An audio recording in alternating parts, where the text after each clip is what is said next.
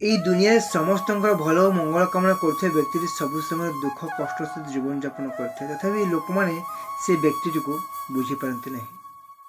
ଜୀବନରେ କେବେ ବି କାହାକୁ ଏତେ ଶୀଘ୍ର ବିଶ୍ୱାସ କର ନାହିଁ। ତୁମେ ଯାହା ଭାବୁଛ ସମସ୍ତେ ସେମିତି ହୋଇଥାନ୍ତି, କାହିଁକିନା ବେଳେବେଳେ ଆଖି ଦେଖିଥିବା କଥା ବି ସତ ହୋଇନଥାଏ।